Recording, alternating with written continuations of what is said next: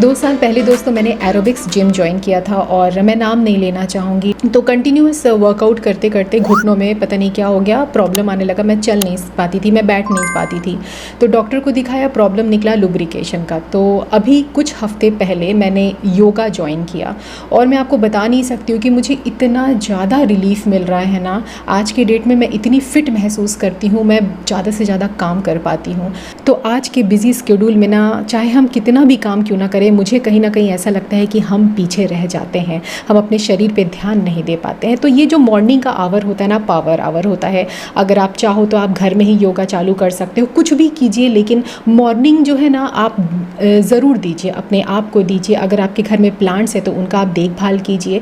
बस आपको क्या करना है, मन को शांत रखना बहुत ज़रूरी है। आज के डेट में तरह तरह की प्रॉब्लम्स इसीलिए आ रही क्योंकि हम ना बहुत ज़्यादा स्ट्रेस ले रहे हैं, और ये जो स्ट्रेस है ना बिल्कुल डेंजरस है हमारे लाइफस्टाइल के लिए। तो कहना बस मैं आप लोगों से यही चाहती हूँ कि जो भी मैं आपसे DIY शेयर करती हूँ ना, तो उसके लिए बहुत पेशेंस चाहिए होता है यार। मतलब डेडिकेशन, मोटिवेशन, सपोर्ट चाहिए होता है। तो ये आपको कहाँ से मिलेगा? आपके सराउंडिंग्स में लोग रहते हैं, उनसे हंसी मजाक कर लीजिए, बातचीत कर लीजिए। वॉक में जाना चाहते हो तो वॉक में चले जाइए। कुछ ना समझ आए तो अपने बालों के लिए, अपने स्किन के लिए ही कर लीजिए। मैं किस तरीके से हेयर ऑयलिंग करती हूँ तो क्विकली आप लोगों से शेयर कर देती हूँ। एलोवेरा के तो वैसे भी काफ़ी ज़्यादा हेल्थ बेनिफिट है। तो समर का टाइम है तो आप चाहो तो अपने स्किन पे भी लगा सकते हो, हेयर में भी लगा सकते हो। इसको अच्छे से धो लीजिए, साइड के जो कांटे वगैरह निकलते हैं वो आपको छिल करके हटा देना। तो मैं एकदम सिंपल तरीका अपनाती हूँ, स्कूप आउट कर लेती हूँ इस तरीके से, और जो भी पल्प है ना वो एकदम स्लिपरी फॉर्म में निकलना चालू हो जाते हैं, लिक्विड ही होना चालू हो जाते हैं। अब मैं यहाँ पे ऐड कर रही हूँ 2 क्लोव्स, मतलब जो लौंग है ना, लौंग के 2 दाने यहाँ पे आपको ऐड करने हैं, चूँकि ये भरपूर मात्रा में आपको एंटीऑक्सीडेंट आपके मतलब बालों को प्रोवाइड करेगा और स्ट्रेंथ भी काफ़ी देता है। अगर ये हर्ब से आपको कोई एलर्जी है तो आप टोटली इसको स्किप कर सकते हैं। इसके बाद हमें डालना है वह नारियल का तेल। देखिए, कोई भी ब्रांड का, कोई भी कंपनी का मैं यहाँ कोई स्पॉन्सर नहीं कर रही हूँ, जो भी है आपसे पहले भी ये शेयर किया था। इसको अच्छे से मिक्स कर लेना है। देखिए, हफ्ते में 2 बार मैं शैम्पू करती हूँ, लेकिन एक बार जो नॉर्मल हेयर ऑयलिंग करती हूँ और किसी एक दिन मैं क्या करती हूँ, इस तरीके का जो नुस्खा है घरेलू वो अप्लाई कर लेती हूँ। पे देखो, मैं कोई भी मतलब मशीन यूज़ नहीं करूँगी, चाहे हैंड ब्लेंडर हो, चाहे मिक्सी हो, मतलब कुछ भी नहीं यहाँ पे इस्तेमाल करूँगी। जो मुझे इनपुट देना है ना वो मैं अपने इन हाथों से दूंगी। क्या होता है कि हाथों का मूवमेंट होना भी बहुत ज़रूरी है, और इससे जो आपका हीट निकलता है ना, ये आपके स्कैल्प के लिए बहुत ही बेनिफिट। अब आखिरी में जो एक इंग्रेडिएंट आपको मिक्स करना है वो है विटामिन ई का कैप्सूल। मुझे ये जो प्रोसेस है ना, एक तरीके का मैं बोलूँ तो मुझे थेरेपी लगता है। जब कभी भी मुझे लगता है कि हाई स्ट्रेस हो रहा है, मैं सारा काम छोड़ करके ना मैं अपने बालों के ऊपर या अपने स्किन के ऊपर देना चालू कर देती हूँ। ठीक है, बहुत ही लिटपिटा फॉर्म में रहता है, आप इसको उठाओ और बस लगाते रहो। तो देखना, मुझे जब मैं ये शूट करी तो मुझे काफ़ी हंसी भी आ रहा था, और 1-2 बारी तो मेरे नाक में, आँख में भी घुस गया था। तो इससे कोई नुकसान नहीं होता है, लेकिन कभी भी अपने नाखून मत इस्तेमाल कीजिए, पाम्स का यूज़ कीजिए। टिप से आपको हल्का हल्का मसाज करना है, अंदर रूट तक लगा लीजिए। ये पैक को लगाने के बाद मैं यूजुअली क्या करती हूँ, 1 से 1.5 घंटे तक तो मुझे रखना ही होता है, और फिर शैम्पू कर लीजिए। फिर देखिए इसका इफेक्ट।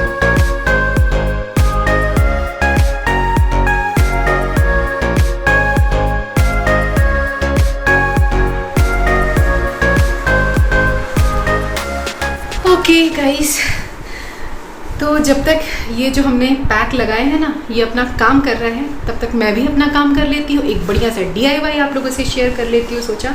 तो ये जो फैब्रिक आप देख रहे हो ना, ये आपको अगर याद हो तो हमने कर्टन बनाए थे दिवाली में, 2 अलग अलग फैब्रिक इस्तेमाल करके। देखो, एक ये लाइट ग्रीन कलर का और ये है एक डिजिटल प्रिंट का। तो ये मेरे पास बचा हुआ था, ठीक है, ये देखिए।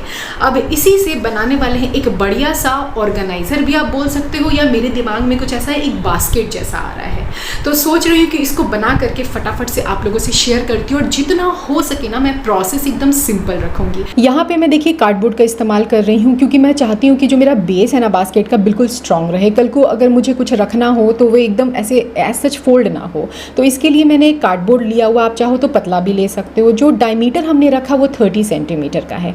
अब देखिए, बास्केट जो भी मैं बनाऊँगी वो लॉन्ग टर्म यूज़ के लिए बनाना है। कल को मुझे गंदा हो जाए, धोना हो तो ये ना वाटर प्रूफ हो, तो इसके लिए मैं ऊपर से ये जो मिल्क बास्केट बास्केट वाले प्लास्टिक है, देखिए यहाँ पे इसका बेहतरीन यूज़ कर रही हूँ, लेकिन जो डायमीटर हमने 30 रखा है इससे 2-2 इंच आपको बढ़ाना है, क्योंकि इसको ना अपने को अच्छे से स्टिच करनी है। तो शैम्पू करने के बाद का इफेक्ट देखिए, बाल सूखने के बाद कितना सॉफ्ट हो गया है, सिल्की हो गया है, और देखिए शाइन भी आप और देख इतना ही सकते नहीं हैं। दोस्तों, मैं अपने हेयर के साथ साथ अपने स्किन का भी काफ़ी ज़्यादा ख्याल रखती हूँ। मैं हमेशा ना कोशिश करती रहती हूँ कि मेरा जो स्किन है ना ये बिल्कुल इसी तरीके से हमेशा हेल्दी रहे, इसके बावजूद कि मैं बाहर जाती रहती हूँ। इसका मेन रीज़न ये भी है कि मैं एवी कोई भी प्रोडक्ट इस्तेमाल नहीं करती हूँ, लेकिन इसमें क्योर स्किन मुझे काफ़ी हद तक सपोर्ट किया है। तो क्योर स्किन ऐप एक डॉक्टर एंड डर्मेटोलॉजिस्ट एप्लीकेशन है, जहाँ आप घर बैठे बैठे ना डॉक्टर से डायरेक्ट 1-to-1 चैटिंग करके आप सलाह ले सकते हैं, और प्रॉब्लम चाहे कोई सा भी हो, मतलब स्किन से रिलेटेड हो, हेयर है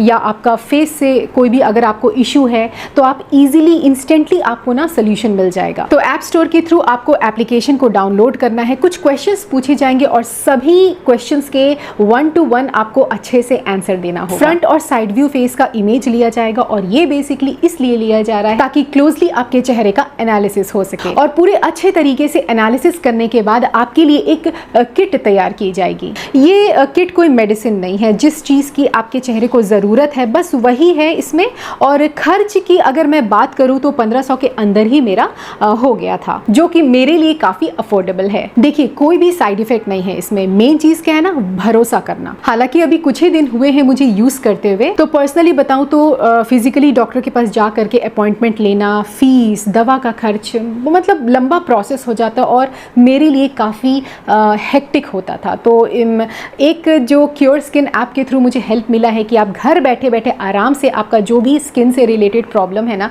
तुरंत से सॉर्ट आउट हो जाएगा। तो अगर आप भी क्योर स्किन ऐप को ट्राई करना चाहते हैं और ये किट अगर आप भी मंगवाना चाहते हैं ना, तो लिंक मैंने डिस्क्रिप्शन बॉक्स में डाल दिया है, और मेरा कूपन कोड यूज़ करके 100 रुपीज़ का डिस्काउंट मिल जाएगा ऑन योर टोटल अमाउंट।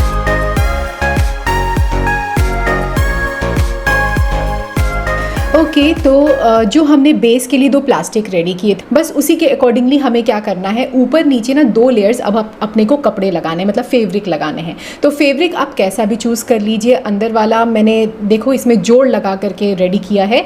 बाकी अगर आपके पास कुछ कतरन भी पड़े हैं ना, तो इस केस में आप कतरन का बेहतरीन इस्तेमाल कर सकते हैं। तो बस एक सैंडविच के तरीके अपने को लेयर्स बनाने हैं। तो सबसे नीचे आप रख लो फेब्रिक, उसके ऊपर जो हमने प्लास्टिक कट किया था वो रख लीजिए, और उसके ऊपर आपको रखना है अब कार्डबोर्ड के ऊपर फिर से ये प्रोसेस आप रिपीट कर दीजिए, प्लास्टिक और उसके ऊपर रख लीजिए आप फेब्रिक। अब स्टिचिंग करने के टाइम पे आपका ये जो हमने बनाया है ना बेस, ये हिले डुले नहीं, इसीलिए ये जो बॉल पिन आते हैं ना फेब्रिक वाले पिन, आप इससे टक इन कर लीजिए।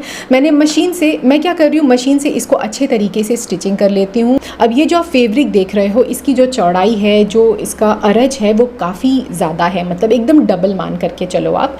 तो मुझे जितना बास्केट का लेंथ रखना है, या यूँ बोलूँ तो हाइट रखना है, बस उतना ही मैं मेजर करूँगी। तो इससे ना मैं 2 बास्केट बना करके रेडी कर सकती हूँ। फिलहाल के लिए अभी मैंने जो लेंथ लिया है वो है 36 सेंटीमीटर। अब आपको अगर थोड़ा और लंबा चाहिए बास्केट का साइड, तो आप और इसकी लंबाई बढ़ा सकते हैं। मैंने सिर्फ 36 ही सेंटीमीटर लिया है। अब एक और फेब्रिक मैं यहाँ पे इस्तेमाल करूँगी, क्योंकि मुझे 2 लेयर बनाने हैं ना, एक अंदर के लिए भी बनाना है, एक बाहर के लिए भी बनाना है। तो सेम जैसे मैंने बेस के लिए प्रोसेस अप्लाई किया, यहाँ पे भी वही चीज़ कट करूँगी। बस इतना ध्यान रखिए, बीच में प्लास्टिक का एक लेयर ज़रूर दे दीजिए, ताकि ये अच्छे से ना जो भी आप बास्केट बना वो खड़ा रह सके। अच्छा, यहाँ पे एक चीज़ मैंने नोटिस किया, जब मैं ये बेस और ये जो साइड का जो लंबाई है ना अपना, मतलब बास्केट का, उसको जब मैं पिन कर रही थी ना, और अपसाइड डाउन जब मैं उसको सीधा कर रही थी, तो मैंने देखा काफ़ी झोल पड़ रहे हैं, मतलब नीचे से देखने में अच्छा नहीं लग रहा था। तो मुझे क्या करना पड़ा, ये जो साइड का, मतलब ये जो आपकी पूरी लंबाई है ना बास्केट की, उसको बीच से मुझे कट करना पड़ा। इसीलिए यहाँ पे आप दोनों साइड बास्केट के जोड़ देख रहे हो। फुटेज मैं लेना भूल गई थी, बट आई होप आपको समझ आ गया होगा जो प्रोसेस मैं आपसे शेयर करना चाहती हूँ।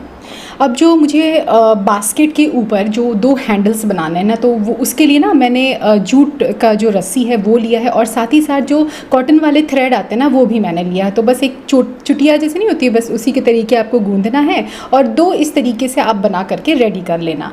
अब जो ऊपर का आप बास्केट का जो पार्ट देख रहे हो, देखिए वो अनस्टिच्ड है, तो उसको सिलने का बस यही तरीका है कि दोनों को आपस में मोड़ जो है ना उसका अंदर की तरफ आपको टक इन करना है, और आप अच्छे से उसको पूरा सिलाई लगा लीजिए। लेकिन इससे पहले ना हमें क्या करना है, जो हमने जूट रोप है ना उसका मैंने पहले ही मार्किंग करके रख लिया है, इसको इंसर्ट कर लिया है। साइड वाला जो हिस्सा है पूरा जो डायमीटर का है ना वो अच्छे से आपको स्टिचिंग कर लेनी है। चूँकि ये ना मतलब मशीन से नहीं हो रहा था, हाथ से मैंने इसको अच्छे से स्टिच कर लिया है। अब ये देखिए ये मेरा बास्केट पूरा बन करके रेडी हो गया है। बताइएगा ज़रूर कि ये आइडिया आप लोगों को कैसा लगा। बहुत ही सिंपल है ये और स्टिचिंग में भी मेरे को बिल्कुल भी परेशानी नहीं आई। अच्छा, अगर मैं इसके यूसेज के बारे में बात करूँ तो आप इसको मल्टी फंक्शनली इस्तेमाल कर सकते हैं। जैसे अगर आप चाहो तो आप इसे एज अ प्लांटर के तरीके इस्तेमाल कर लीजिए। देखिए देखने में भी काफ़ी खूबसूरत लगते हैं। जो भी आपका ऐसा प्लांटर है जो आपको लग रहा है कि देखने में अच्छा नहीं है प्लास्टिक वाला, तो आप इसके अंदर डाल दीजिए और बहुत ही खूबसूरत एक अच्छा सा लुक भी आएगा। मार्केट में ऐसे फैब्रिक ऑर्गेनाइज़र बहुत ही महंगे आते हैं, तो एक जो बेसिक पर्पज़ आप इसका बना सकते हैं, बच्चों के टॉयज़ आप रख लीजिए, सॉफ्ट टॉयज़ चाहो तो आप यहाँ पे रख सकते हैं। एक और इसका बेहतरीन इस्तेमाल आप कर सकते हैं एज अ लॉन्ड्री बास्केट। मतलब आप हर रूम में चाहो तो आप इसको ना अपने बाथरूम के साइड में रख लीजिए। जो भी आपके वॉश होने वाले कपड़े हैं आप इसमें चाहो तो आप डंप करके रख सकते हो। जैसे मेरी बिटिया आती है स्कूल से एकदम थकी हारी आती है तो सॉक्स उतारती है, नीचे बेड के सामने उस पड़ा रहता है ये, ठीक है। जब मुझे फुर्सत होता है तो मैं उसको लॉन्ड्री बास्केट में ले जा करके रखती हूँ। तो देखने में अच्छा नहीं लगता है, एक मैसी लगता है पूरा रूम। तो इट्स बेटर कि एक लॉन्ड्री बास्केट वहाँ पे रहेगा। ईजी, बच्चों के लिए ईजी भी रहता है। डंप करते जाएंगे जो भी अपना टी शर्ट है, शर्ट है, पैंट है, सॉक्स है, जो भी आप अपना उसको वहीं पे डंप करेंगे। तो आसपास का जो भी फ्लोर है एकदम साफ सुथरा रहेगा। तो देखिए बताइएगा ज़रूर आप लोगों को ये जो हमने ऑर्गेनाइज़र बनाया है ना, ये आप लोगों को कैसा लगा।